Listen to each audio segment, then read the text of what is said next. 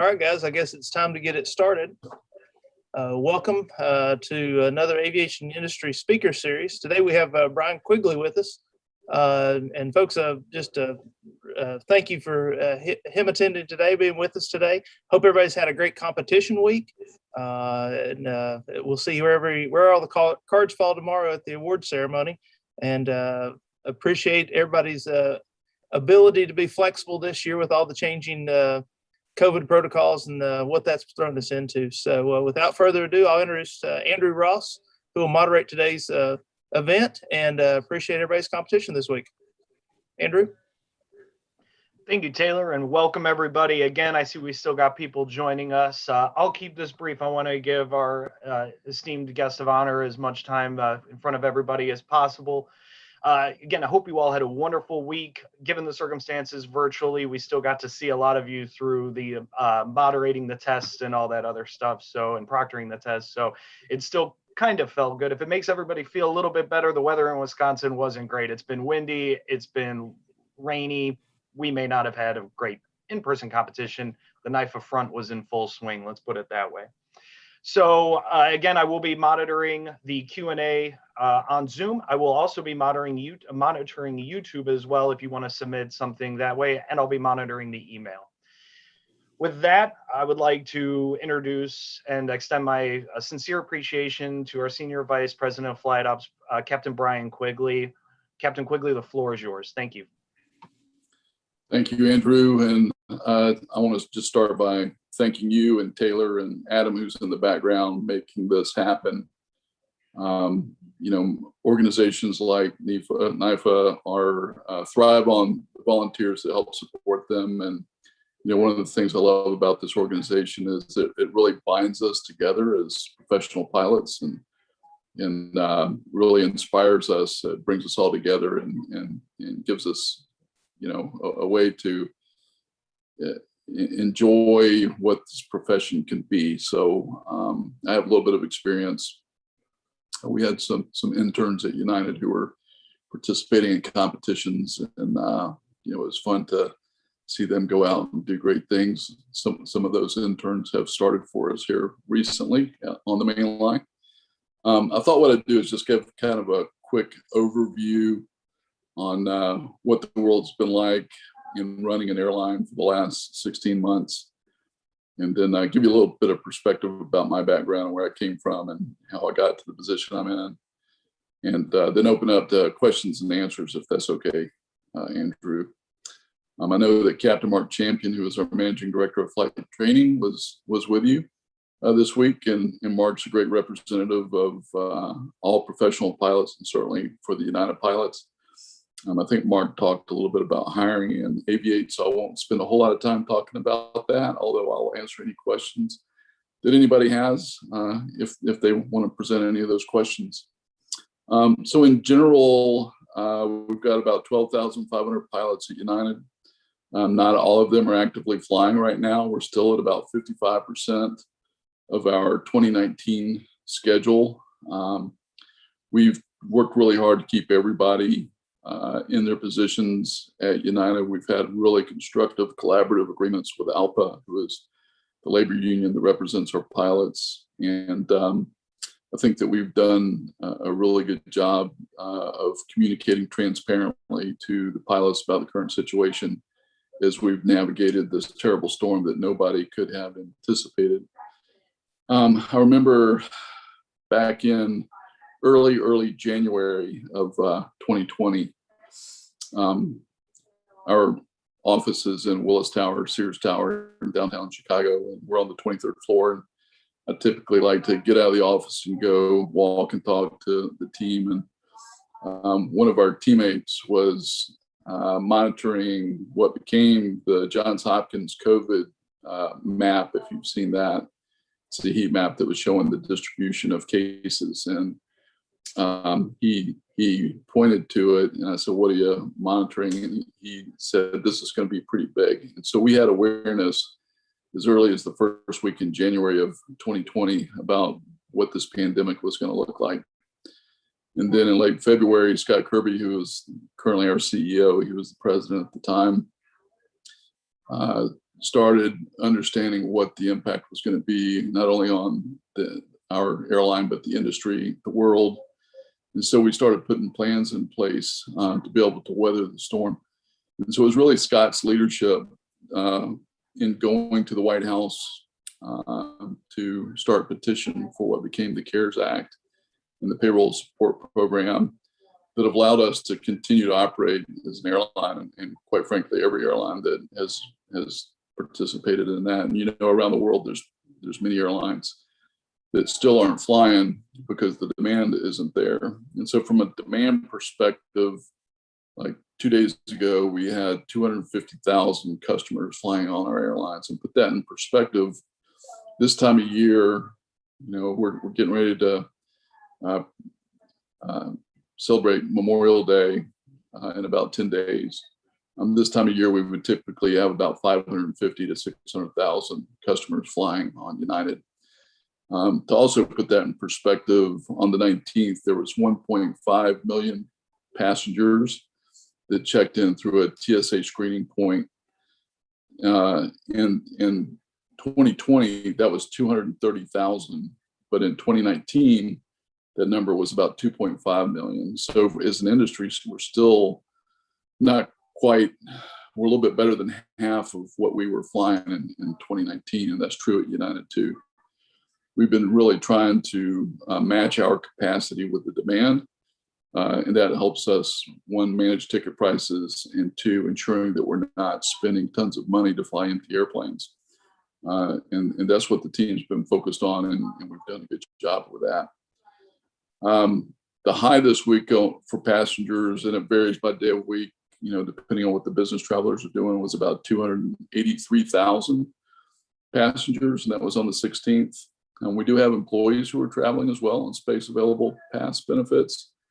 And we have about 11,000 a day that are traveling. Some of those are pilots and flight attendants who are commuting to and from work, but a lot of them are folks just going out and doing good, fun things too. And so it's good to see them using their benefits. We operate about 2,800 to 3,200 flights per day, depending on the day of week, as I mentioned, and that's to 295 airports in 41 different countries. So we're still trying to keep dots on the map and fly to the places that we were flying to before.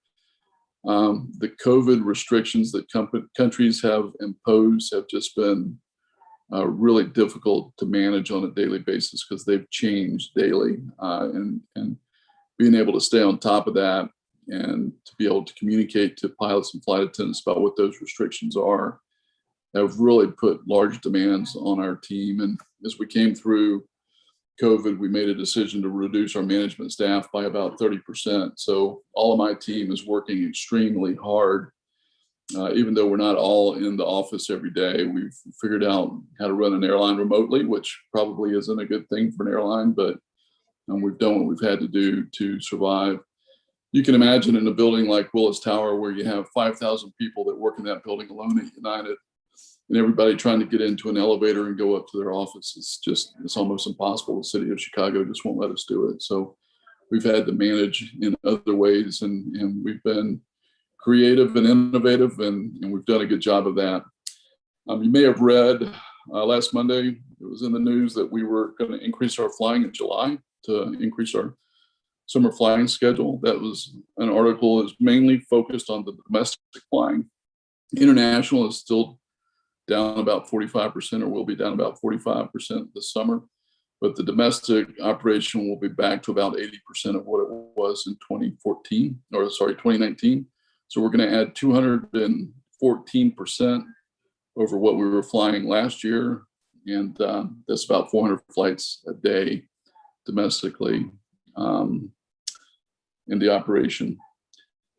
This is Military Appreciation Month. So if any of you are choosing a military path, thank you in advance for your service. And if any of you have served, perhaps you're using your GI Bill to attend one of these great colleges and universities, then thank you for your service.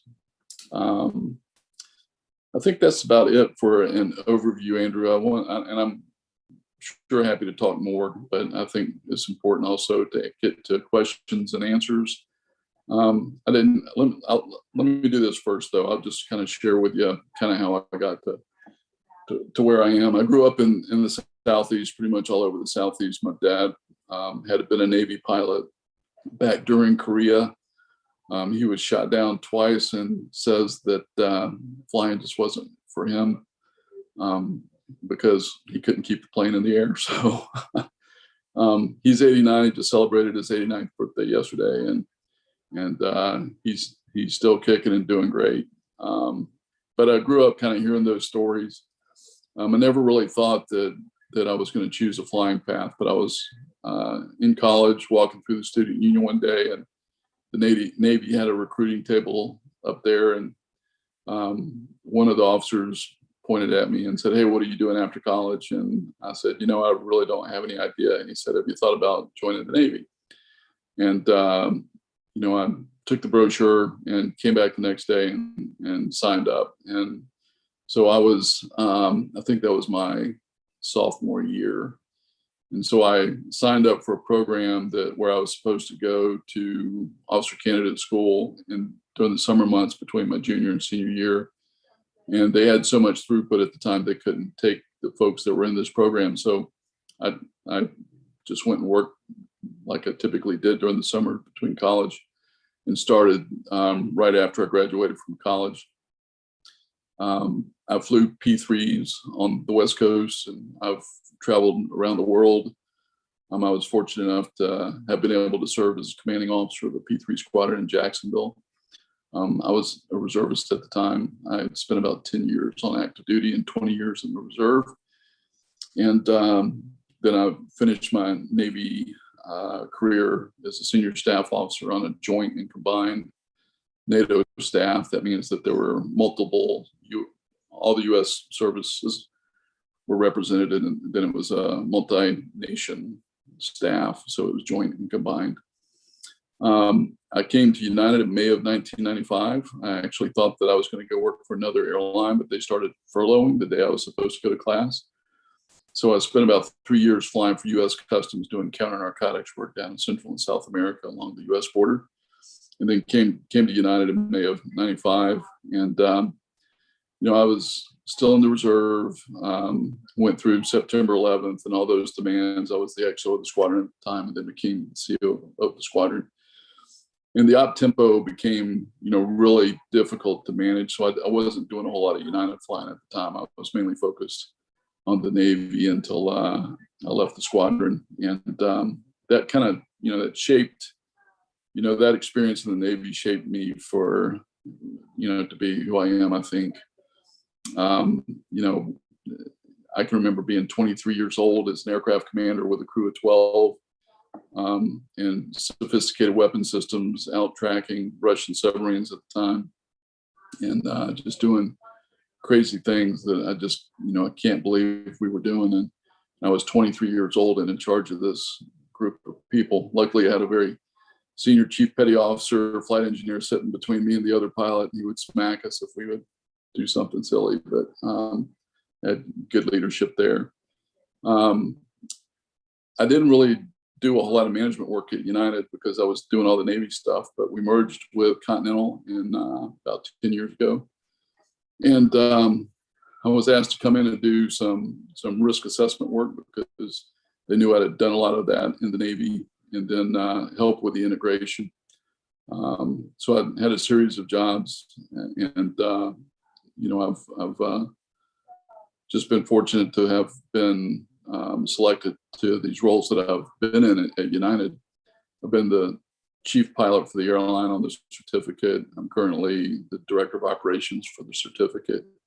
Most of you will know that on an airline certificate, the FAA requires you to name 5 individuals that are specifically responsible for different aspects of the operation. And so my job as the DO is really to keep the commercial decisions from overriding the safety decisions that airline crew members have to make out there in the operation. We want them to focus on safety and not be influenced by, the airlines need to make money. So that's really what my role is. That's aside from being the senior vice president of flight operations.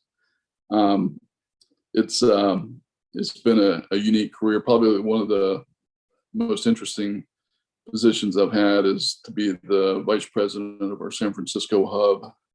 They typically don't choose a pilot for that, but Scott Kirby, who I mentioned is our CEO, knew that in the military, he was in the Air Force, but in the military, pilots are commanding officers of bases or aircraft carriers or facilities. And he knew that I could do the job out there. So I just took my pilot's perspective and just asked questions. And we had a great couple of years when I was out there as the vice president. So I came back here just about a little over 2 years ago into this role. And I'm excited to be in this position, leading the best professional pilots that there are out there. So Andrew, let me turn it back to you and we'll do Q&A if that's okay. Certainly. Well, thank you for that. First of all, happy belated birthday from NIFA and all of us to your father. And on the note of military appreciation, thank you for your service, and everybody else listening. We do have a few, as you noted, we have a couple people that are going through, will either go into the military after college. We do have the U.S. Air Force Academy that does compete, and they could very well be listening here. So again, thank you to them as well. So there's a whole lot, if you're listening at home, there's a whole lot of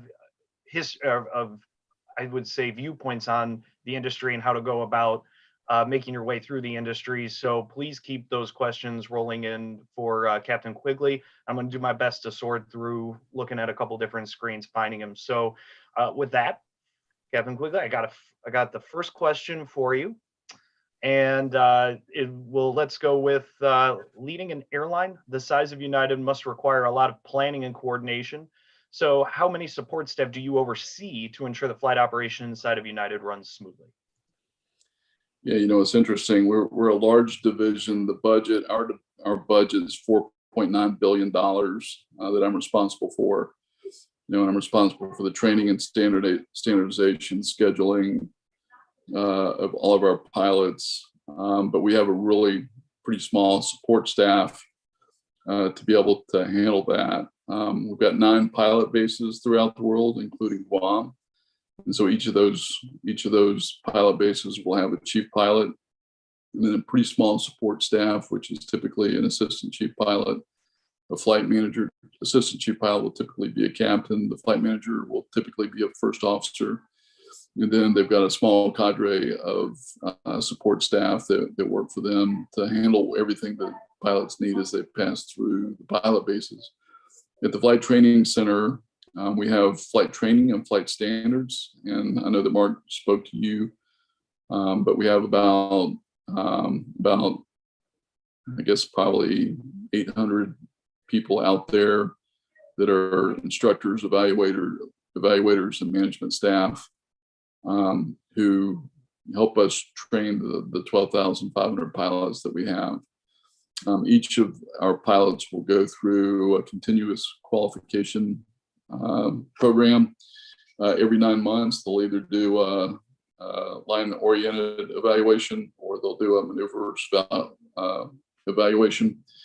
And so every 9 months, our pilots are coming through here. So we do probably 20,000 events at the Flight Training Center every year, and it's done by a pretty small staff. And then at headquarters, I have it's just about 70 people that are helping us do everything from training and scheduling of our pilots and doing, leading the line operations team or leading the quality control team, regulatory compliance, all the financial stuff that we have to do. So it's really a small team. They're all incredibly experienced. I think they're best in the business. And I've got it's basically one senior vice president. I've got six managing directors, some of which are pilots, some of which are not pilots. And then those 6 managing directors each have a department that is, functionally designed to focus on specific areas of the business.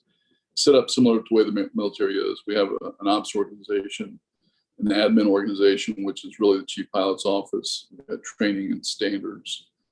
And then we've got the whole scheduling team. So it's really pretty small. It's right around 300, I mentioned 800 out in Denver, but that includes our instructors and evaluators who we consider to be frontline. So from the management staff, we have right around 200 managers that oversee the operation for 12,500 pilots.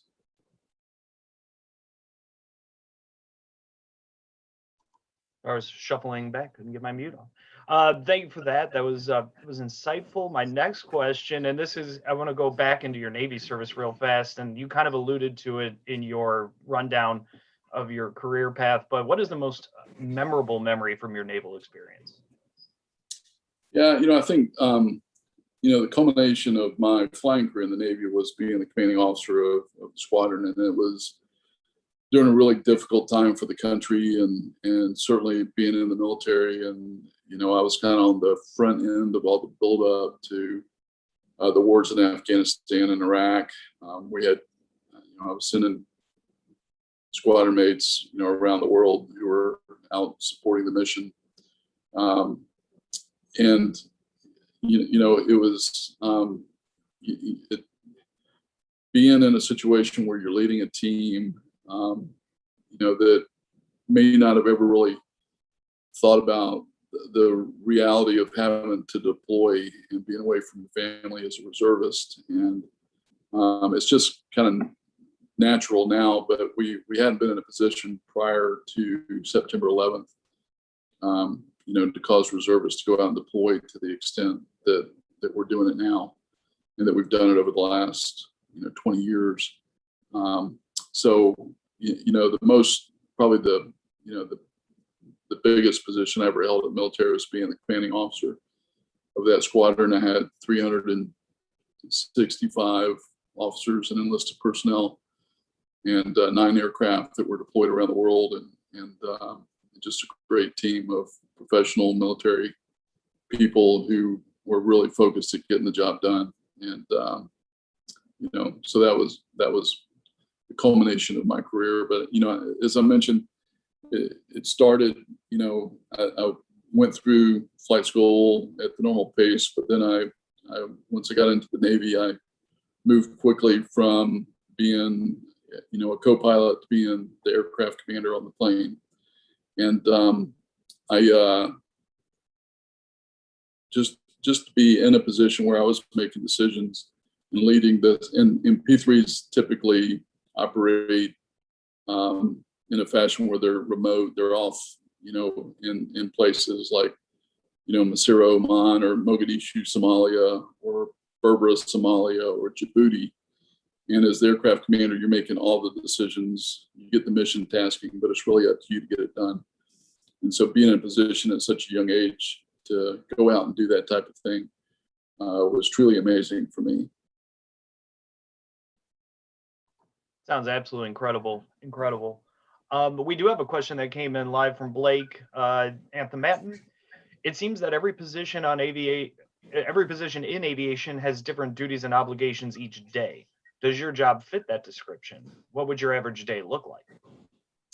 Yeah, everybody has a boss, and I have one too. And so the demands change on a daily basis. I happen to work for, a great individual. John Royman is our chief operating officer. But we're focused. The big thing that's changing now for us not only is to stabilize the current operation, to make sure that we're keeping our crew members safe while they're flying the world, but also to look forward and make sure that when we get past the pandemic, we don't return to where we were in 2019 as we entered the pandemic. We want to return to new or become, a much better airline than we were then. And so, every day I'm either focused on different times of my day, and I would say it doesn't change day to day, it changes hour to hour, focused on, what's important. So like right now, we're focused on returning flying to Tel Aviv. You probably saw over the week that there was hostilities between the Palestinians and the Israelis. And so we suspended our operation there for a while.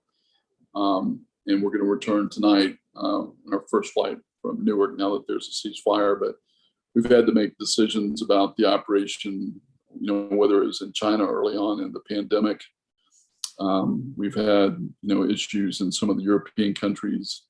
In India, for example, the COVID cases became so dramatic that it was overwhelming the healthcare system in India. And so we had to really work hard to ensure that we were able to keep flying there. And if one of our crew members got sick or injured, that we'd be able to provide proper medical care for them.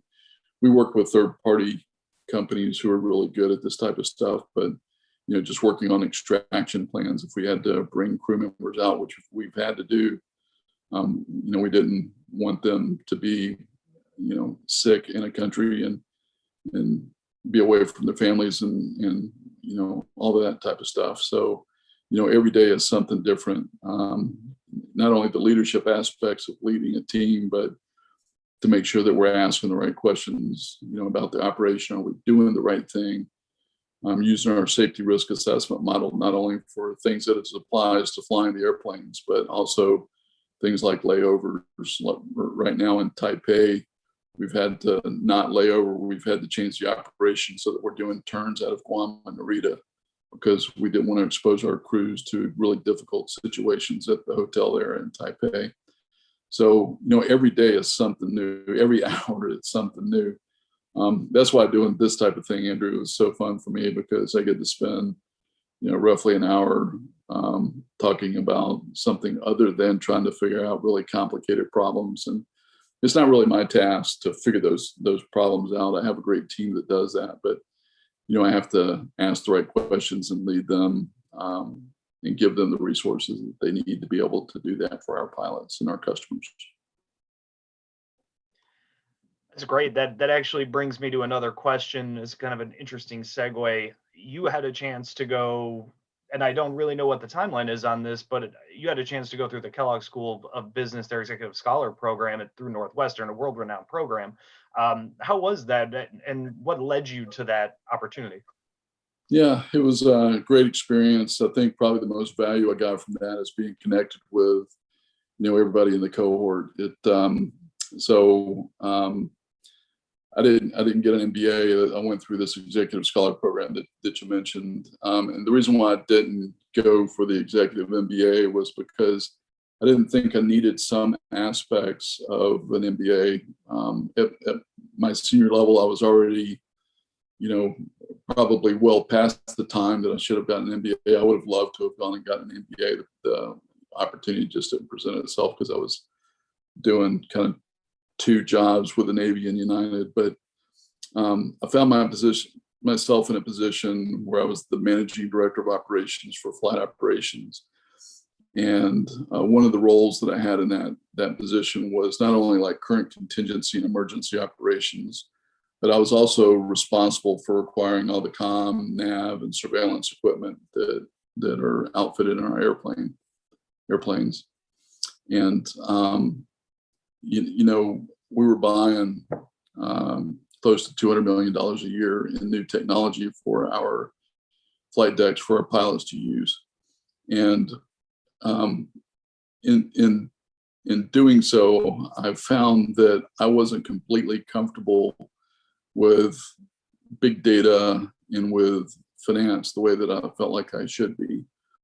And so I found this program and was able to identify which specific classes that I wanted to take. And it's MBA level classes that they compress into a week or 10 days. And so you're going from about 6 o'clock in the morning until about 10 o'clock at night. And you're doing, you're learning, and then, you go to kind of a lab environment where you test the strategies of the things that you're learning.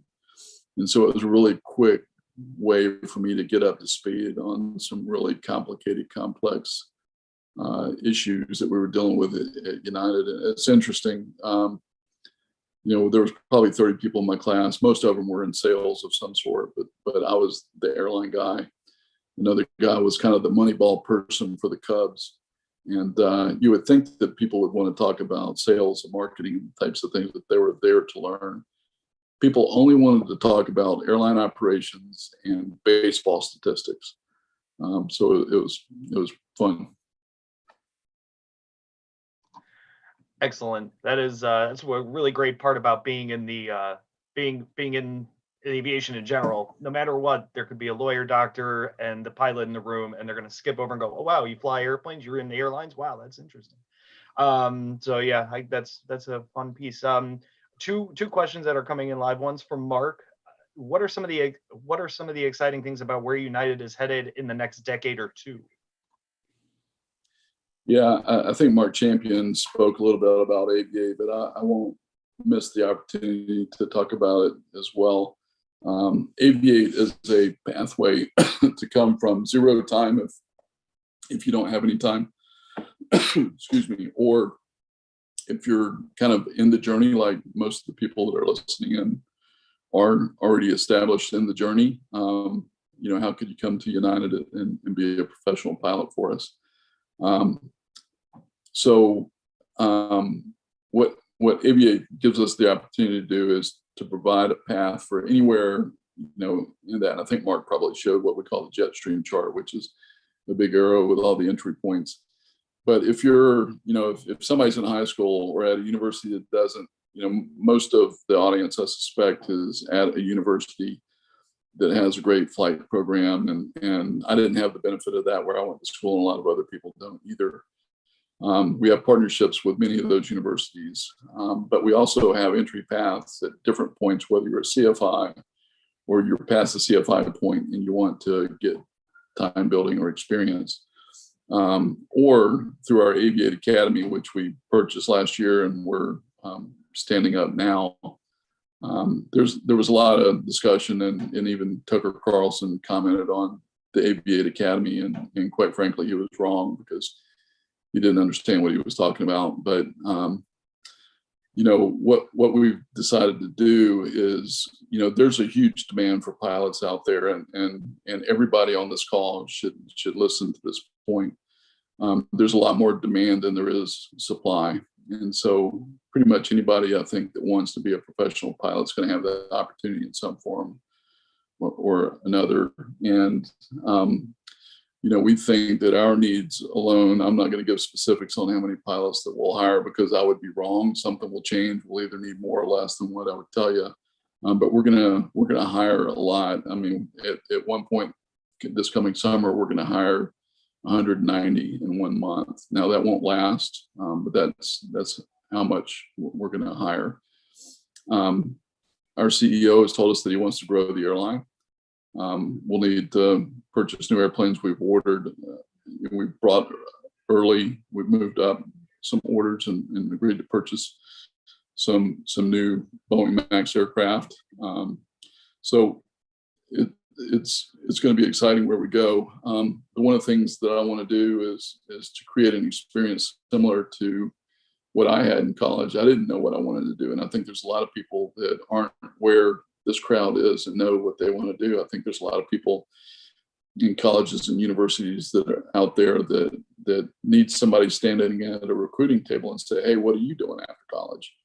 And I want to be able to hold up an Aviate flyer and say, "I want you to consider this." And so we're putting a lot of work and energy and effort with our express partners that are part of Aviate, but our experience path partners, with the flight schools that we're partnering with the universities that we have a partnership with. And this is taking a lot of time and energy to get this right so that we create the right path to United. So I think that not only that, but we have more wide body aircraft than any other U.S. carrier. And we're going to create incredible opportunities for young people that want to come to United and be pilots. And, I think that, just getting through the last 16 months has really unified us quite a bit. And I think that it's going to be a great place to work. And so I hope there's a lot of interest in all of those that are listening today. Thank you. One of the interesting points, and I think this is maybe part of what drove that question a little bit too, is that United, probably 6 months ago, we've invested heavily in I don't know if the Upstart's the right word, and I forget what the name is, Archer, not UAV, but it was the small little aircraft for urban flying. Where do you see that type of flying, as there seems to be a lot of startups that are kind of coming up now? Do you see that in United's portfolio? Where do you think that's going? Yeah, I think you're going to see more. So there's two things that are driving that. One is that Mike Leskinen is our VP of Corporate Development and Investor Relations. And Mike used to work on Wall Street as an analyst. He used to ping Scott Kirby with questions all the time. And so Scott finally said enough and just hired him to come to United and answer the questions for him. So Scott's smart that way. So, but Mike has these relationships with, all these venture capitalists and private entities that are out there trying to raise money. And people see the value of partnering with a brand like United. The other thing that we have that a lot of companies don't have is that we have a professional test pilot group that work for Joe Hines. He's the managing director of that group. All of these they're not line pilots, they're test pilots, and they've all been trained as military test pilots. They've done things like help design the flight control law system on an F-35, those type of things, or synthetic vision. So they're wearing head-worn devices and they can see 360 degrees all the way around the aircraft without the aircraft really impeding their view. So they've worked and done these type of things. And so these companies like Archer, which is a vertical takeoff and lift air mobility company, want to partner with United to gain our expertise, to be able to use our brand, which will also cause others to want to invest in their company. And Archer Aerospace is a great new innovative technology driven company that's going to really change the way people move in the urban environment. Our kind of interest in them would be to be able to move people between airports if there's multiple airports. In a city, think of Los Angeles or Chicago, where you have Midway and O'Hare, or New York, where you have 3 big airports, or just from downtown to the airport, so that you can avoid being in traffic, as long as it takes you to fly to your destination. And there's going to be more. There's going to be more innovation in this area, and you'll see some announcements about what United is planning to do with some other companies. Excellent. Another question live from Blake. Considering your knowledge about each pilot domicile, how were you chosen to help run San Francisco? And could you speak briefly about your thoughts of flying out of each? Well, sure. So, it's not unique to me. It's unique to being a pilot. So what Scott Kirby knew was that as a captain at the airline and in flight operations, we have the unique opportunity to be able to go out and see and do the frontline job for those people that we lead. And then we get to bring back that information and help make decisions about changes that need to be put in place. So like in tech ops or maintenance, you're not a manager and going out there and turning a wrench. And it's just a unique ability that we have in flight operations. So Scott knew that I had the opportunity to go see every hub in action and to know where some improvements needed to be made. And I had also worked extensively in the industry on federal advisory committees like the Next Gen Advisory Committee. I was chairman of the Tactical Operations Committee, which was another federal advisory committee. I was the co-chair of the Drone Advisory Committee subcommittee. And so I had a lot of industry knowledge about airspace management and about the technologies that can improve throughput at each of the airports. I was given the choice on whether I wanted to go be a VP at another hub or the international line stations or the domestic line stations, or go to San Francisco. And so in my interview, I asked that I be placed in San Francisco. And they asked me why. And I said, because it's probably the most challenging assignment that you're offering. And I think that, I like the challenge of it. And so, I didn't know much about airport operations when I went out there, but I didn't need to be the expert. I had 6,000 people that were experts. I just needed to be able to ask the right questions. And if I didn't get what I thought was the right answer, I kept asking until I broke down those barriers and kind of forced the change that we needed. We had a great 2 years when I was out there.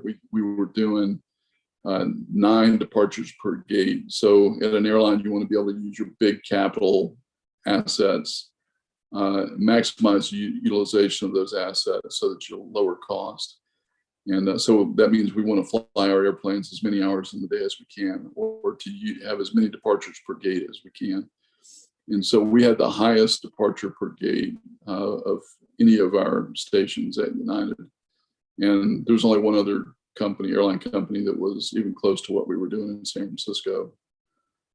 So, I thought we did a good job. In terms of flying, I don't know that there's a lot of difference between any of the big hubs. I mean, you see it, Andrew. I think that, each has their challenges. And it's not once the airplane's off the ground. It's, when you're flying the airplane, to me, that's pretty easy. To me, the challenge is navigating around the airport and, crossing runways and ensuring that you're on the right taxiway, that you haven't missed a clearance. And it's all those things that the pilots on this forum will understand. Newark has unique airspace challenges because you've got Teterboro, LaGuardia, JFK close by. Newark doesn't get to pick the direction that they want to operate. That's controlled by the other airports. And so, that's a big challenge. Washington Dulles is pretty straightforward. Washington National is fun because you get to fly down the river and land, and it's largely a VFR operation. Chicago is just a monster, but it's, there's so much traffic in Atlanta and in Chicago that, your ears are on fire on the radio, and some of the NIFA pilots will have been in and out of there. But Denver's pretty straightforward. Houston's pretty straightforward. San Francisco is unique because you have crossing runway operations all the time.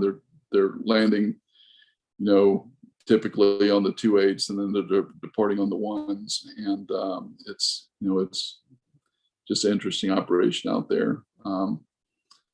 But it's something that you'll learn during your initial operating experience.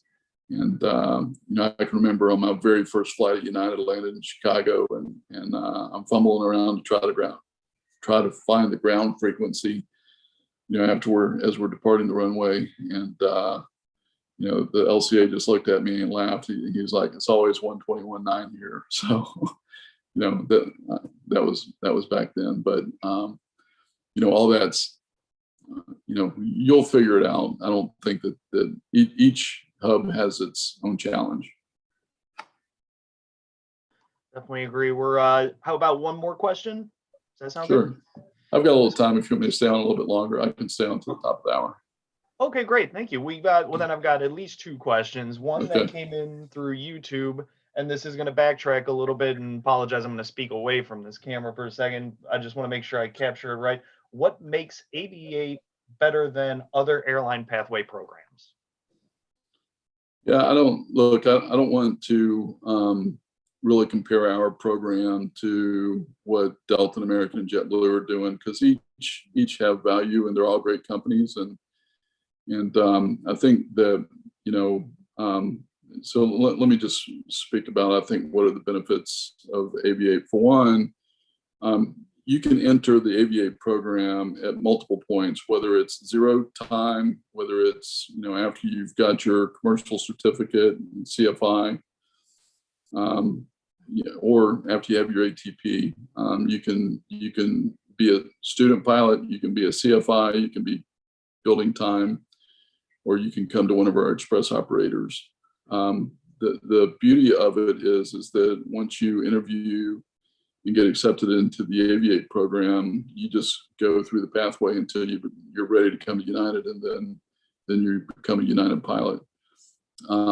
The other thing is, for those people that may not have started yet, we're going to have scholarship opportunities. We're partnering with JP Morgan Chase to provide scholarship opportunities for diverse candidates at our Flight Training Academy in Phoenix. This is going to be a world-class facility. We hope to train about 500 pilots a year out there once we can build it up to that point. And it's unique in the broad reach that we've been able to create partnerships with world-class organizations, the universities that many of your pilots are attending, or the flight schools, or our academy, or going out and gaining experience. It's the quickest path to becoming a United pilot, and I would encourage anybody that wants to work for United to join Aviate and get on the pathway, because we're going to need you. Thank you. So one question now is, you're a relatively new pilot, maybe a year or two at an airline, and you're deciding you want to maybe start getting involved in the management side of the house as well. What are your recommendations for a pilot that finds themselves in that situation to start maybe dipping their toe into that environment? Yeah, I'll tell you, well, to start with, as you're interviewing to become a pilot at any airline, just keep in mind what your audience is. They're interviewing you to be a line pilot. And so in that interview, I would encourage you all to be focused on, being a line pilot. But at the point that you think you might want to enter the management ranks, the easiest way to do that is to build a relationship with your chief pilot. And for whatever reason over the years, there's a lot of pilots that haven't wanted the chief pilot's office to know their name. I can remember early on, I was walking down the stairs in Washington Dulles, and our chief pilot at the time, Paul Horton, was coming up the stairs, and he looked at me and he said, "Are you one of my pilots?" I said, "Yes, sir." And he said, "Well, I don't know you. I don't know your name. That's probably a good thing." In retrospect, that's not a good thing. If you're interested in either being an instructor, an evaluator, a check airman, or being on the management team, get to know your chief pilot. Let them know that you're interested. We have a special assignment program where people can come in and be off the line for a month or so and work on various projects, whether it's with our EFB, we use the iPad like most companies do now, whether it's with the EFB, or we've used a lot of special assignment pilots to help us track COVID cases and things like that.